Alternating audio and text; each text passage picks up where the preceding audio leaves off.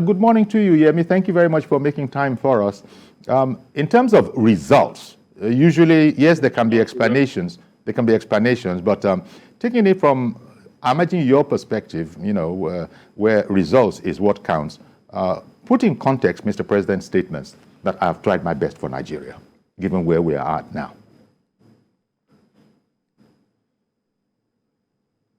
Well, thank you very much, Mr. Folari, and good morning to our viewers. I think my perspective is to say that that statement or the use of that superlative by Mr. President is actually not novel, in the sense that he has used that superlative several times, especially at some challenging times, in the course of these 7.5 years, where he often tell Nigerians that he's doing his best to be on top of some of the challenges that were confronting the nation.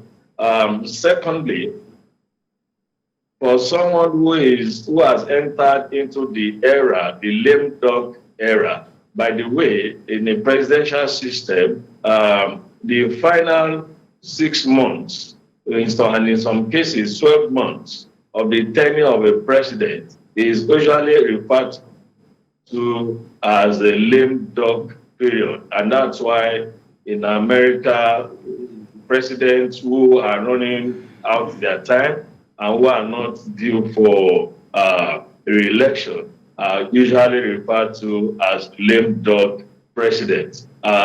This is without any intention at diminishing, but it paints a scenario of an era coming to an end and a new beginning beckoning. So I think the president has put himself in a proper psychological frame of mind, and is also trying to let the people know, particularly the international community, that he is conscious of the fact that his time as president and commander-in-chief of the armed forces of Nigeria is coming to an end, and that he is at peace, with that situation. And so he is telling us that he has done his very best. In other words, there is nothing else that can make me want to sit back or look back or impose a successor, in a way that will or that can, translate or be seen as a third term, for me. So it's very significant, in many ways. And of course, the question now is, what will pundits say, or what will Nigerian citizens say? What is their response to Mr. President? Will they say that, yes, his best has been enough? Will they say his best has not been enough? Or are we going to have some people in between who will say, yes, he has done his best and we can feel the impact in XYZ areas, but a whole lot more can be done in ABC areas. So for me, beyond the psychological,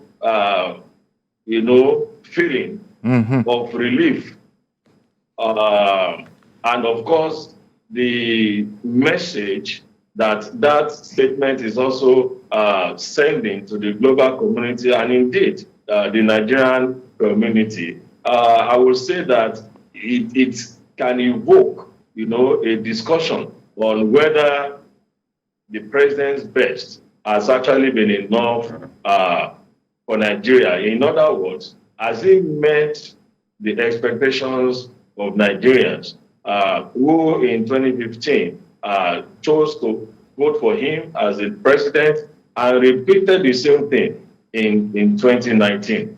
And in doing that, you see, it will range from something from the reasonable to the ridiculous. I mean, if you have to throw this open for people to begin to make comments. For the partisans, there will be two extremes. You know, those who are pro Muhammadu Buhari will say, yes, he has been a very effective and impactful president. On the other end will be those who are in opposition, who will certainly want to rubbish his claim to any modicum of success. But for the rest of the people who are neutrals, who are not partisan, who can have some level of objectivity, then they can begin to look sectorally how has the president impacted in one way or the other. So I think that will suffice for now. Indeed. Well, thank you very much, Yemi.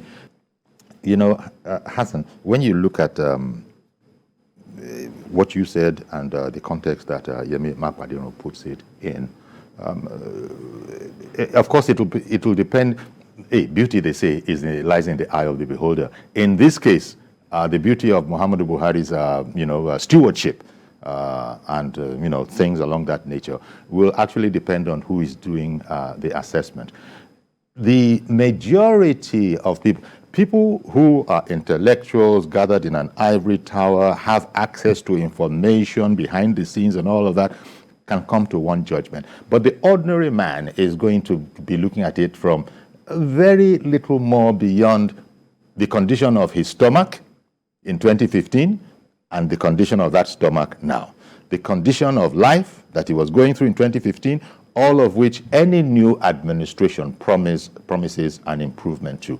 Now, you said something earlier on, among other things, that, look, you need a president. He needs people he can trust. And this is when you had referred to the matter of implying that quite a healthy bit had been done. But when people within the same government refuse to champion it in core, well, you know that there is the allegation, whether it is right or wrong, but it was out there that nepotism was one of the characteristics of Mr. President. People complained about that. But then other people, if the complaint was made, other people would say, well, if it were you, would you not want to work with people you know and trust? Look at it from that perspective. Nepotism is not a good name for a leader. And any leader that allows himself to be boxed into a corner of nepotism as a nepotist, I don't think that leader is a good leader. And it depends from which aspect you are looking at the nepotism. You see, in Hausa, there is a proverb that says, Ba a mugun sarki, sai mugun Buhari. Ba a mugun sarki, sai mugun Buhari. In English? In English is this. You don't have a bad leader, per se, but bad subordinates. It's like in a bad subordinates? Yes. Okay. You see, it's like in a military palace. They say you don't have a bad soldier. But you can have a bad commander. Because that is it. Oh, I thought it would be the other way around, that you don't really have a bad commander. No. You have a bad follower. No. It's the way you said it exactly. You see, do you know what? You see, in translation, you don't go literal. If you want to get a meaning. Okay, I get you. You go contextual. Okay. So the listeners really understand what I'm talking about. Especially those that speak the language. Not even the people that speak the language. Well, after saying in Hausa, we now come back to a general language, which is English language, okay. Which me and you can communicate with. Yes. Look. So you were talking about nepotism and it not being a good attribute of any leader. Yes, I don't think so. And when people said it about nepotism, that look, this thing is one-sided, this thing is this one is that. We are all against it. You understand? We are all against it. But you see, the way I see Buhari was that, look, this man just look for people, he's well acquainted with. People he is well acquainted with. Not really, tribalists, and I know people he sees around him, so let me use them. But in the process, he made a mistake. While looking around people you are used to, then you need to go national with it. Exactly. That is the issue. Because we raise concern over that. It's not that tribalistic or something like that, no. But just because he just see that, look, people around me, these are the people I trust, let me work with them. Unknown to you that you are governing a state. If you are governing a state, the politics of this, what they call it, this spreading all over is there. Yeah, the national spread, federal character. Good, federal character is there. That is it. It's one of those things that look, as a human being, we have our lapses and laxities. Okay. And you need people around you to call your attention. Okay.